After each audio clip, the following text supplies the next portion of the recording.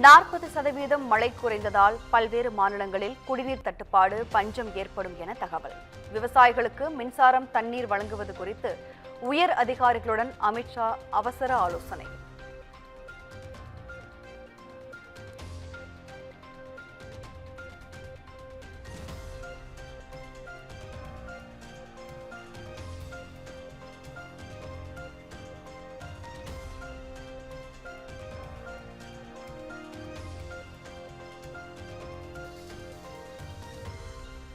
தேர்தலில் தாவேகாவை கணிக்க தவறிவிட்டோம் எனவும், அதன் விளைவாகத்தான் அவர்கள் ஆட்சியில் அமர்ந்துள்ளார்கள் எனவும் அதிமுக பொதுச் செயலாளர் எடப்பாடி பழனிசாமி தெரிவித்திருக்கிறார். சென்னை அதிமுக தலைமை அலுவலகத்தில் வேலூர் மாவட்ட நிர்வாகிகளுடன் அக்கட்சியின் பொதுச் செயலாளர் எடப்பாடி பழனிசாமி ஆலோசனை மேற்கொண்டார். இந்த ஆலோசனைக் கூட்டத்தில் பேசிய அவர், நடந்து முடிந்த சட்டமன்ற தேர்தலில் திமுகவிற்கும் அதிமுகவிற்கும் தான் போட்டி என நினைத்தோம் எனவும், தேர்தலில் தாவேகாவை கணிக்க தவறிவிட்டோம் எனவும் கூறியுள்ளார். மேலும் அதன் விளைவாக தான் தற்போது தாவேகா ஆட்சியில் அமர்ந்துள்ளது எனவும், சினிமா மோகத்தில் இளைஞர்களும் குழந்தைகளும் பெற்றோரை வற்புறுத்தி வாக்களிக்க வைத்துள்ளனர் எனவும் அவர் கூறியுள்ளார். அதிமுகவில் நம்மால் பலனடைந்தவர்கள்தான் மாற்றுக் கட்சிக்கு செல்கிறார்கள் எனவும், மாற்றுக் கட்சிக்கு சென்றவர்களை நான் பொருட்படுத்த வேண்டிய அவசியம் இல்லை எனவும் எடப்பாடி பழனிசாமி தெரிவித்திருக்கிறார்.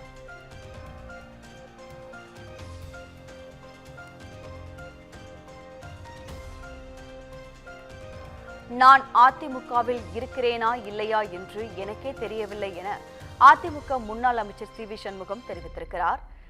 விழுப்புரம் மாவட்டம் திண்டிவனத்தில் செய்தியாளர்களை சந்தித்த அவர், ஒரு வாரத்திற்கு பிறகு நான் வீட்டுக்கு வந்துள்ளதால் அனைவரும் என்னை வந்து சந்தித்தனர் என தனது ஆதரவாளர்கள் சந்திப்பு குறித்து விளக்கம் அளித்தார். மேலும், நான் அதிமுகவில் இருக்கிறேனா இல்லையா என்று எனக்கே தெரியவில்லை எனவும், எடப்பாடி பழனிசாமியிடம் கேட்டு சொல்லுங்கள் எனவும் அவர் கூறியுள்ளார்.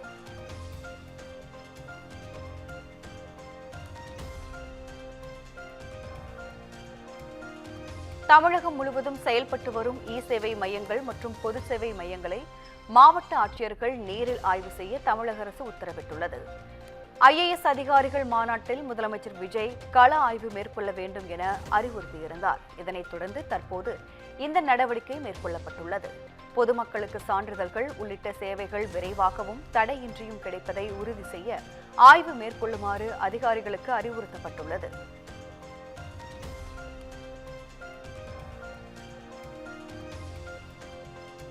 சென்னை உள்பட தமிழகம் முழுவதும் 40 இடங்களில் லஞ்ச ஒழிப்புத்துறையினர் சோதனை நடத்தி வருகிறார்கள். நுங்கம்பாக்கம் உள்ளிட்ட மண்டல அலுவலகங்களில் சென்னையில் சோதனை தீவிரமடைந்துள்ளது. வாயிற்கதவுகள் மூடப்பட்டு லஞ்ச ஒழிப்புத்துறையினர் சோதனையில் ஈடுபட்டு வருகின்றனர். தூத்துக்குடி, நெல்லை மற்றும் புதுக்கோட்டை மாநகராட்சி அலுவலகங்களில் சோதனை தீவிரப்படுத்தப்பட்டுள்ளது. நாமக்கல் மாவட்டம் திருச்செங்கோடு, திருப்பத்தூர், மயிலாடுதுறை நகராட்சி அலுவலகத்திலும் லஞ்ச ஒழிப்பு போலீசார் ரெய்டு நடத்தி வருகின்றனர். மாநகராட்சி, நகராட்சி அலுவலகங்களை குறிவைத்து லஞ்ச ஒழிப்பு சோதனை தீவிரப்படுத்தப்பட்டு உள்ளது. நெல்லை மாநகராட்சி அலுவலகத்தில் ஆவணங்கள் மற்றும் அலுவலக பதிவுகளை அதிகாரிகள் ஆய்வு செய்தனர். அலுவலக பணியாளர்களிடமும் விசாரணை மேற்கொண்டதாக கூறப்படுகிறது.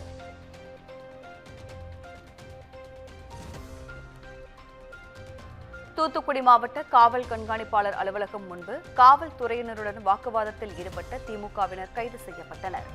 முன்னாள் அமைச்சர் அனிதா ராதாகிருஷ்ணன் கைது செய்யப்பட்டு தூத்துக்குடி மாவட்ட காவல் கண்காணிப்பாளர் அலுவலகத்தில் விசாரணைக்காக வைக்கப்பட்டிருந்த போது அங்கே 100க்கும் மேற்பட்ட திமுக நிர்வாகிகள் கூடினர். அவர்களை அந்த பகுதியை விட்டு அப்புறப்படுத்த போலீசார் முயன்றனர். அப்போது காவல்துறையினர், திமுகவினர் இடையே கடும் வாக்குவாதம் ஏற்பட்டது. இதனையடுத்து தென்காசி மாவட்ட முன்னாள் திமுக மாவட்ட செயலாளர் சிவபத்மநாபன் உள்ளிட்ட 10க்கும் மேற்பட்ட திமுக நிர்வாகிகளை போலீசார் கைது செய்தனர்.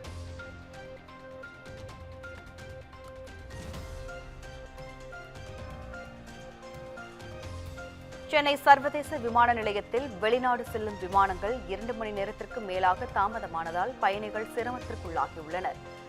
அபுதாபி புறப்பட வேண்டிய ஏர் அரேபியா ஏர்லைன்ஸ் விமானம் புறப்படுவதற்கு தயாராக இருந்தது. ஆனால் விமானம் தாமதமாக செல்லும் என அறிவிக்கப்பட்டதால் அது 2.5 மணி நேரம் தாமதமாக சென்றது. அதேபோல் லண்டன் செல்லும் பிரிட்டிஷ் ஏர்வேஸ் விமானம் 2 மணி நேரம் தாமதமாக புறப்பட்டுச் சென்றது. இதனால் பயணிகள் அவதியடைந்தனர். எதிர்முனையில் வரும் விமானங்கள் தாமதமாக வந்ததால் புறப்பட வேண்டிய விமானங்களும் தாமதமானதாக அதிகாரிகள் தெரிவித்தனர்.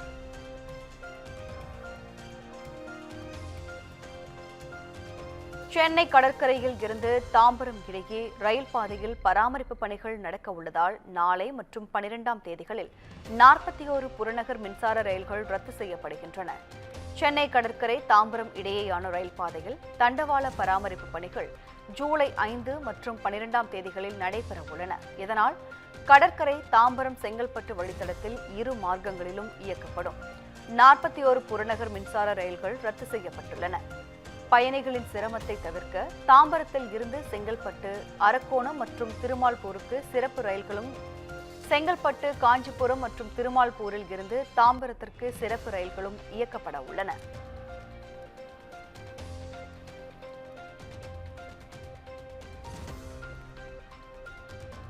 திருப்பரங்குன்றம் மலையை அளவீடு செய்ததில் சில இடங்களில் முரண்பாடுகள் தோன்றுவதால் மலையை மீண்டும் அளவீடு செய்ய 4 வார கால அவகாசம் வேண்டும் என தமிழக அரசு சார்பில் உயர்நீதிமன்ற மதுரை அமர்வில் வாதம் முன்வைக்கப்பட்டது. திருப்பரங்குன்றம் மலைப்பகுதி முழுவதையும் தொல்லியல் துறை கட்டுப்பாட்டில் கொண்டு வருவது தொடர்பான மனுவை பரிசீலித்து நடவடிக்கை எடுக்காத அதிகாரிகள் மீது நீதிமன்ற அவமதிப்பு கோரிய வழக்கு நீதிபதிகள் GR சுவாமிநாதன் மற்றும் ஸ்ரீமதி அமர்வில் விசாரணைக்கு வந்தது. அப்போது அரசு தரப்பு கோரியபடி அவகாசம் வழங்கிய நீதிபதிகள் புதிய கட்டமைப்புகள் ஏதேனும் இருந்தால் அது பற்றி விவரங்களை அறிக்கையில் குறிப்பிட வேண்டும் என உத்தரவிட்டனர்.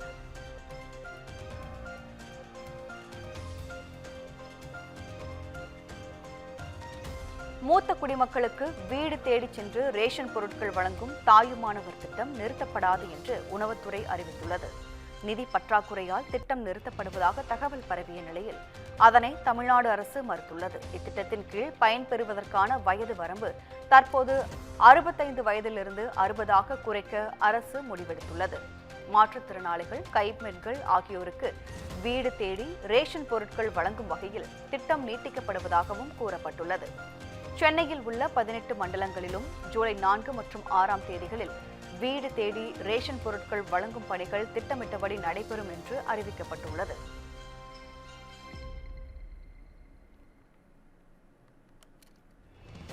விஜயபாஸ்கர் MLA பதவியை ராஜினாமாவை சபாநாயகர் ஏற்றுக்கொண்டதை ரத்து செய்ய கோரி அதிமுக கொறடா வழக்கு தொடர்ந்துள்ளார். பேரவைத் தேர்தலில் அதிமுக சார்பில் விராலிமலை தொகுதியில் போட்டியிட்டு வெற்றி பெற்ற விஜயபாஸ்கர் தனது பதவியை ராஜினாமா செய்துவிட்டு தாவேகாவில் இணைந்தார். இந்நிலையில் அவரது ராஜினாமா ஏற்கப்பட்டதை எதிர்த்து அதிமுக கொறடா அக்ரி கிருஷ்ணமூர்த்தி சென்னை உயர்நீதிமன்றத்தில் வழக்கு தொடர்ந்துள்ளார். அரசியல் சாசனம் மற்றும் இயற்கை விதிகளுக்கு எதிரானது என தனது மனுவில் அவர் குறிப்பிட்டுள்ளார். விஜயபாஸ்கர் ராஜினாமா விவகாரத்தில் மனதை செலுத்தாமல் இயந்திரத்தனமாக சபாநாயகர் முடிவெடுத்ததாகவும் அக்ரி கிருஷ்ணமூர்த்தி கூறியுள்ளார். விராலிமலை தொகுதி காலியானதாக அறிவிக்கப்பட்ட விவகாரத்தில் மேற்கொண்டு நடவடிக்கை எடுக்க இடைக்கால தடை விதிக்கவும் அவர் வலியுறுத்தியுள்ளார்.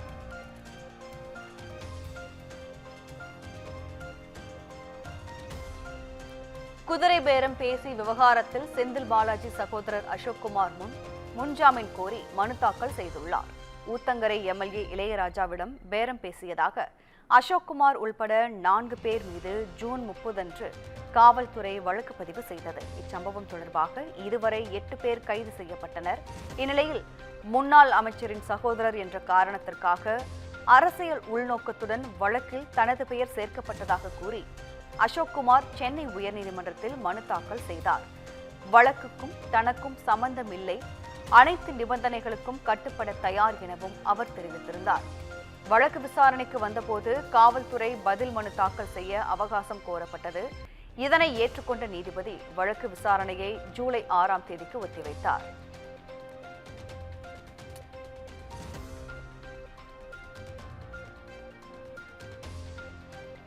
லஞ்ச ஒழிப்புத்துறை விசாரணைக்கு ஆஜராகாத முன்னாள் அமைச்சர் ஏவா வேலு உடல்நலக்குறைவால் சிங்கப்பூரில் உள்ள மருத்துவமனையில் அனுமதிக்கப்பட்டுள்ளார். திமுக ஆட்சிக் காலத்தில் பொதுப்பணி மற்றும் நெடுஞ்சாலைத்துறை அமைச்சராக இருந்தபோது சாலை மேம்பாட்டு பணிகளில் முறைகேடு நடந்ததாக புகார் எழுந்தது.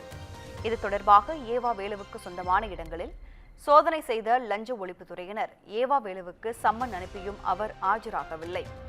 உடல்நிலை சரியில்லாத காரணத்தால் ஆஜராக முடியவில்லை எனவும் வரும் திங்கட்கிழமை அல்லது வேறொரு நாளில் ஆஜராவதாக ஏவா வேலு வழக்கறிஞர் தெரிவித்தார். இந்நிலையில் சிங்கப்பூரில் உள்ள மருத்துவமனையில் ஏவா வேலு அனுமதிக்கப்பட்டுள்ளதாக கூறப்பட்டுள்ளது. இருதய பிரச்சினை காரணமாக சிகிச்சை என தகவல் வெளியாகியுள்ளது.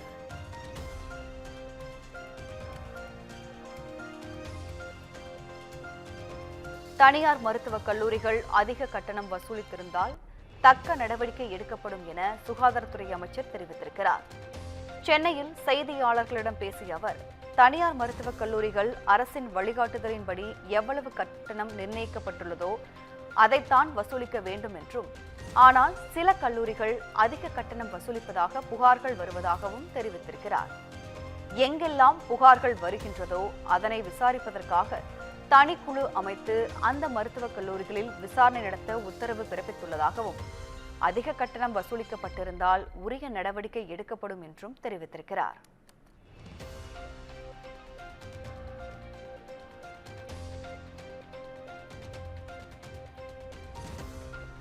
ஆரம்பமாகிறதா தூய சக்தியின் ஊழல் வேட்டை என்று தாவேக அரசு மீது தமிழக பாஜக மாநில தலைவர் நயினார் நாகேந்திரன் குற்றம் சாட்டியுள்ளார்.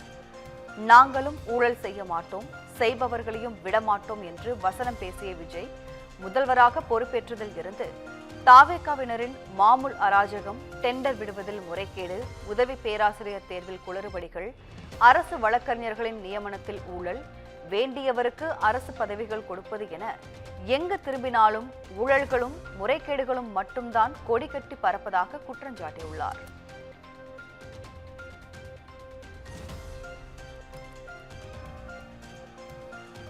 மயிலாடுதுறை மாவட்டம் சீர்காழி தாலுகா அலுவலகம் முன்பு குப்பையில் குவியலாக கிடந்த வாக்காளர் அடையாள அட்டைகள் கண்டறியப்பட்ட சம்பவம் அதிர்ச்சியை ஏற்படுத்தியுள்ளது.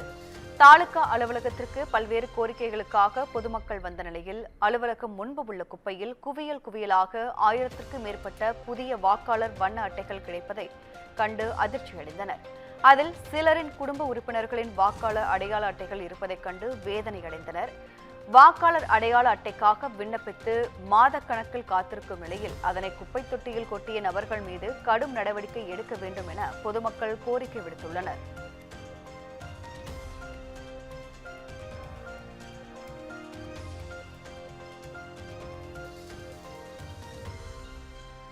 வேலூரில் மாதாந்திர பராமரிப்பு பணி காரணமாக ஆட்சியர் அலுவலக பகுதியில் காலை முதல் மாலை வரை மின்சாரம் நிறுத்தப்பட்டதால் ஊழியர்கள் கடும் அவதி அடைந்தனர். காலை 10 மணி முதல் ஜெனரேட்டர் மூலம் மின்சாரம் வழங்கப்பட்ட நிலையில் பிற்பகலில் டீசல் இல்லாததால் ஜெனரேட்டர் நின்றது. இதனால் ஆட்சியர் அலுவலக 5 தளங்களிலும் மின்சாரம் இல்லாமல் ஊழியர்களும் பொதுமக்களும் வெளியில் இருந்தனர்.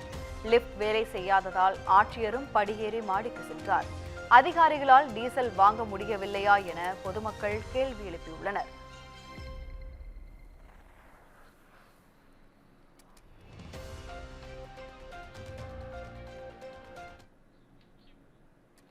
தொடர்ந்து பல்வேறு மாநிலங்களின் முக்கிய நிகழ்வுகளையும் விளையாட்டுச் செய்திகளையும் இப்போது பார்க்கலாம்.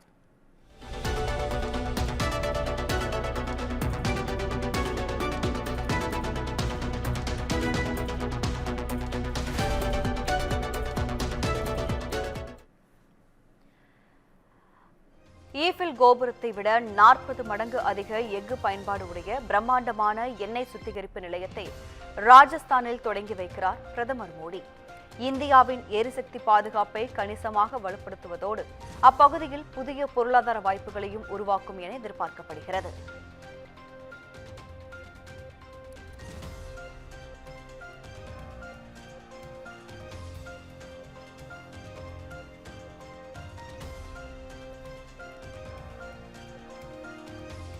ஈரான் உச்ச தலைவர் அலி கமேனி இறுதி மரியாதை நிகழ்வில் இந்திய மத தலைவர்கள் குழுவினர் பங்கேற்றனர். ஈரானின் முன்னாள் உச்ச தலைவர் அயதுல்லா அலி கமேனி கடந்த பிப்ரவரி 28ஆம் தேதி அமெரிக்கா இஸ்ரேல் கூட்டு தாக்குதலில் கொல்லப்பட்டார். 86 வயதான அலி கமேனி 37 ஆண்டுகள் ஈரானின் உச்ச தலைவராக பொறுப்பு வகித்து வந்தார்.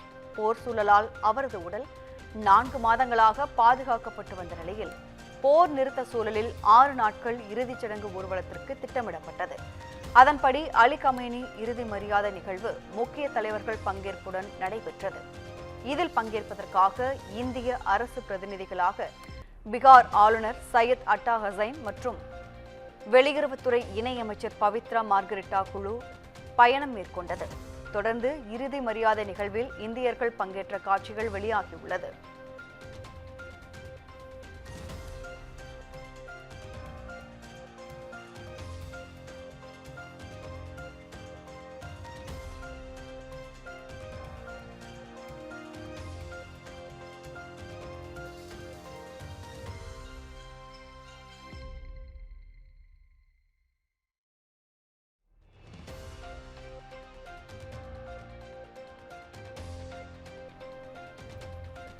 நீட் மறுதேர்வில் கேட்கப்பட்ட தவறான கேள்விக்கு மதிப்பெண்கள் வழங்கப்படும் என தேசிய தேர்வு முகமை தெரிவித்துள்ளது. நாடு முழுவதும் கடந்த ஜூன் 21ஆம் தேதி நீட் மறுதேர்வு நடைபெற்றது. இந்த தேர்வை சுமார் 20 லட்சத்திற்கும் மேற்பட்ட மாணவ மாணவிகள் எழுதிய நிலையில் தேர்வு முடிவுகள் வரும் ஜூலை 20ஆம் தேதிக்குள் வெளியிட தேசிய தேர்வு முகமை திட்டமிட்டுள்ளது. இந்நிலையில் நீட் மறுதேர்வில் ஒரு கேள்வி தவறாக கேட்கப்பட்டதாக தேசிய தேர்வு முகமை ஒப்புக்கொண்டுள்ளது. இதனால் மற்றொரு கேள்விக்கு 2 விடைகள் சரியானது எனவும் அந்த 2 விடைகளில் ஏதேனும் ஒன்றை தேர்வு செய்த மாணவ மாணவிகளுக்கு 4 மதிப்பெண்கள் வழங்கப்படும் எனவும் தேசிய தேர்வு முகமை தெரிவித்துள்ளது.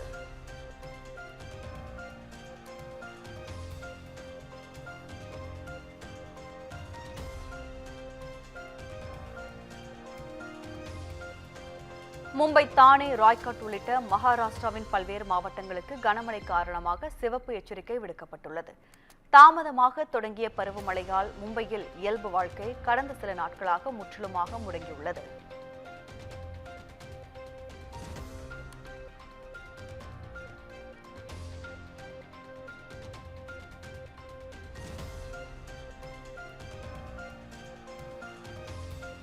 கிருஷ்ணகிரி மாவட்டம் ஒசூர் கெலவரப்பள்ளி அணையில் இருந்து உபரி நீர் திறக்கப்பட்ட நிலையில் 10 நாட்களுக்கும் மேலாக குவியலாக ரசாயன நுரைகள் செல்வது விவசாயிகளை கவலையில் ஆழ்த்தியுள்ளது.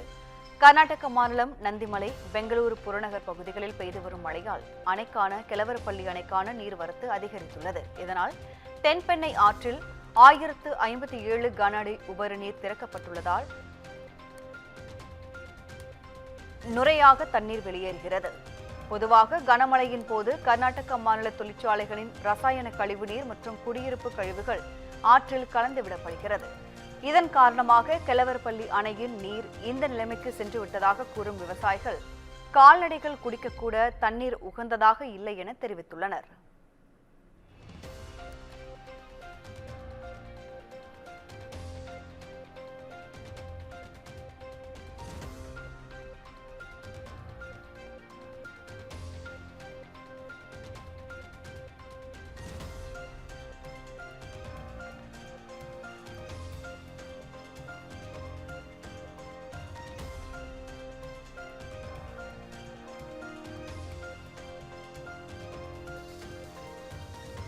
ஃபேஸ்புக், இன்ஸ்டா உள்ளிட்டவற்றை நடத்தி வரும் மெட்டா குழுமத்திற்கு மத்திய அரசு சம்மன் அனுப்பியுள்ளது. சிறுவர்களை பற்றிய ஃபேஸ்புக், இன்ஸ்டா மற்றும் வாட்ஸ்அப் மூலமாக விளம்பரங்களில் துஷ்பிரயோகம் செய்து வருவதாக எழுந்த புகாரை அடுத்து இந்த சம்மன் அனுப்பி வைக்கப்பட்டுள்ளது.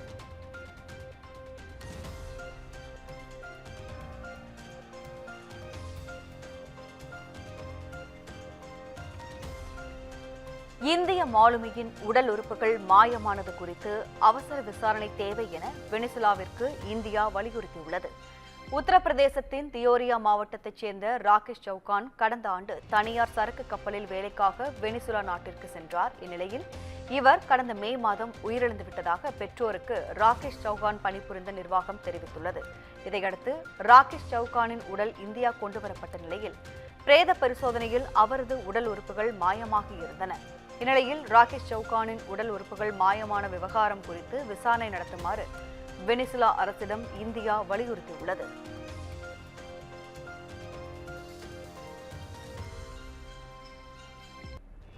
இந்த ஆண்டிற்கான அமர்நாத் யாத்திரை தொடங்கியுள்ள நிலையில் ஏராளமான பக்தர்கள் தங்களது யாத்திரை பயணத்தை தொடங்கினர். ஜம்மு காஷ்மீர் யூனியன் பிரதேசத்தில் இமயமலையில் இந்து கடவுள் சிவபெருமானின் அமர்நாத் குகை கோவில் அமைந்துள்ளது. இந்த குகை கோவிலில் இயற்கையாக தோன்றும் பனிலிங்கத்தை தரிசிக்க ஆண்டுதோறும் குறிப்பிட்ட நாட்களில் மட்டும் பக்தர்களுக்கு அனுமதி வழங்கப்படுகிறது. அந்த வகையில் இந்த ஆண்டிற்கான அமர்நாத் யாத்திரை தற்போது தொடங்கியுள்ளது. இந்த யாத்திரை அடுத்த மாதம் 28ஆம் தேதி வரை 57 நாட்கள் நடைபெறும். இந்த யாத்திரைக்கு முதல் குழுவாக சுமார் 10,000 பேர் தங்களது பயணத்தை தொடங்கியுள்ளனர்.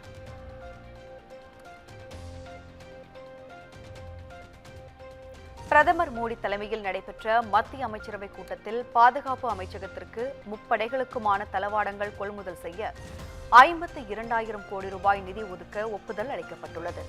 வான் பாதுகாப்பு, தாக்கி அளிக்கும் ட்ரோன்கள், கண்காணிப்பு சாதனங்கள் போன்றவை விமானப்படையினருக்கு புதிய கொள்முதல் செய்யப்பட உள்ளன.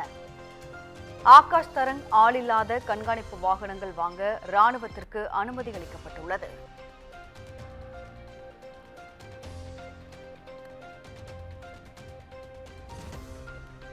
உத்தரப்பிரதேச மாநிலம் கான்பூர் வாரணாசி நெடுஞ்சாலையில் உள்ள சுங்கச்சாவடியில் எண்ணெய் டேங்கர் லாரி ஒன்று திடீரென்று தீப்பிடித்து வெடித்து சிதறியது.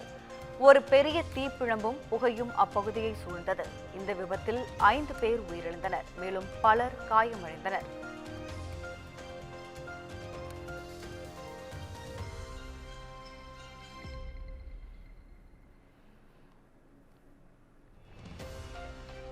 இந்தோனேஷியாவில் வீட்டிற்குள் நுழைந்து திருட முயன்ற பிடிபட்ட நபர்களுக்கு வீட்டின் உரிமையாளர் அளித்த நூதன தண்டனை இணையத்தில் வைரலாகி வருகிறது. ஒரு வீட்டிற்குள் 4 பேர் நுழைந்து திருட முயன்றனர். அப்போது அவர்களை வீட்டின் உரிமையாளர் மடக்கி பிடித்ததுடன் உடல் முழுவதும் பேக்கிங் டேப்பால் சுற்றி அசைய முடியாதபடி ஒட்டினார். பின்னர் அவர்களை போலீசாரிடம் ஒப்படைத்தார். இந்த காட்சிகள் சமூக வலைதளங்களில் வேகமாக பரவி வருகிறது.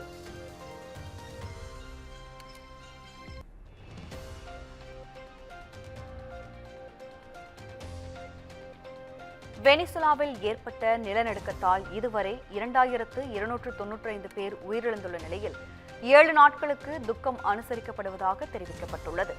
வெனிசுலா நாட்டில் ஜூன் 24ஆம் தேதியில் அடுத்தடுத்து ஏற்பட்ட 2 நிலநடுக்கங்களால் ஆயிரக்கணக்கான கட்டிடங்கள் இடிந்து தரைமட்டமாகின. மேலும் இந்த பேரிடரால் அந்நாட்டில் இதுவரை 2295 பேர் உயிரிழந்துள்ள நிலையில் 11,000க்கும் மேற்பட்டோர் படுகாயமடைந்துள்ளனர்.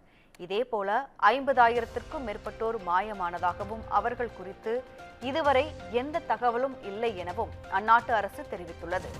இந்நிலையில் பேரிடரால் உயிரிழந்த மற்றும் பாதிக்கப்பட்டவர்களுக்காக வெனிசுலாவில் 7 நாட்களுக்கு துக்கம் அனுசரிக்கப்படுவதாக தெரிவிக்கப்பட்டுள்ளது.